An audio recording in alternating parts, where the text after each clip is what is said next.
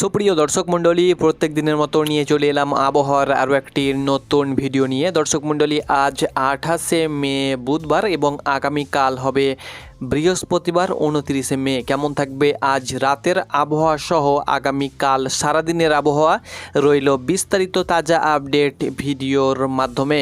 আপনি যদি বাংলাদেশে 64 জেলা সহ 8 বিভাগের আবহাওয়ার পূর্বাভাস জানতে চান, সেই সঙ্গে সঙ্গে পশ্চিমবঙ্গের 23টি জেলার আবহাওয়ার খবর পেতে চান, অবশ্যই ভিডিওটি না টেনে শেষ পর্যন্ত দেখুন।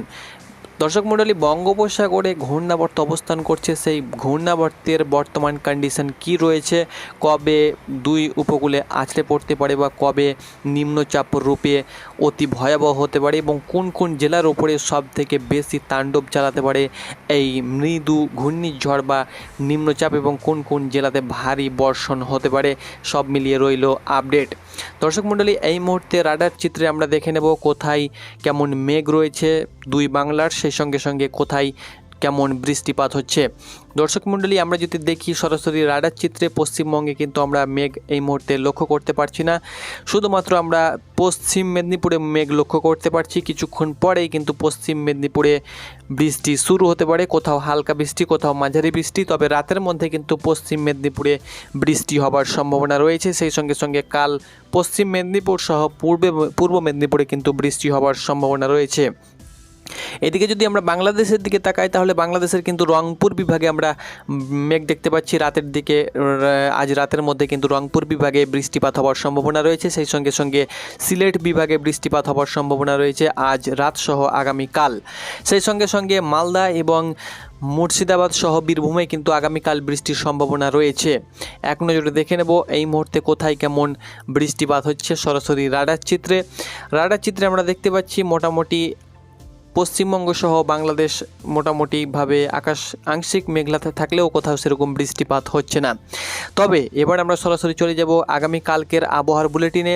আগামীকাল 28 তারিখ, আগামীকাল কোথায় কেমন আবহাওয়া বিরাজ করবে। তো দর্শক মণ্ডলী, আগামীকাল 29 তারিখ দুই বঙ্গে কিন্তু নিম্নচাপ বঙ্গোপসাগরে আগামীকাল অর্থাৎ অলরেডি এখনই কিন্তু বঙ্গোপসাগরে প্রচুর পরিমাণে উত্তাল রয়েছে।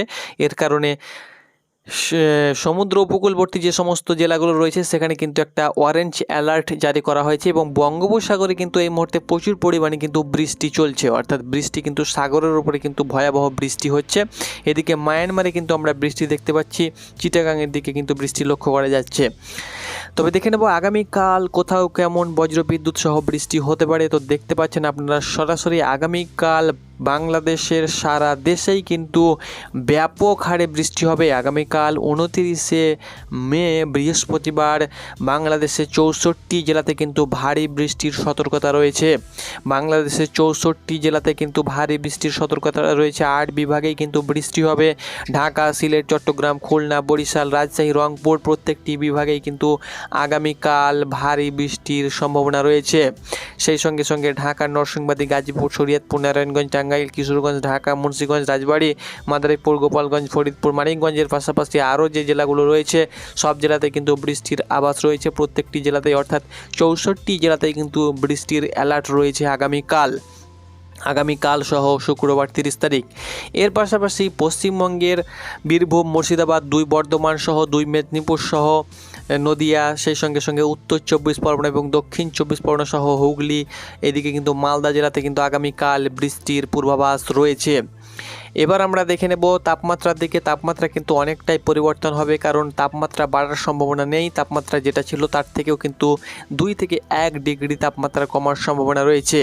আগামীকাল তাপমাত্রা মুড়ে যাব এবং আগামীকাল দেখে নেব যে দুপুরের দিকে তাপমাত্রা কোথায় কেমন থাকবে। তো দুপুর 1টার দিকে তাপমাত্রা যদি আমরা লক্ষ্য করি, তাহলে ঢাকার তাপমাত্রা কিন্তু 27 ডিগ্রি সেলসিয়াসের নিচে নেমে যাবে এবং কলকাতার তাপমাত্রা 30 ডিগ্রির আশেপাশে থাকবে, অর্থাৎ তাপমাত্রা কিন্তু অনেকটাই হ্রাস পাবে।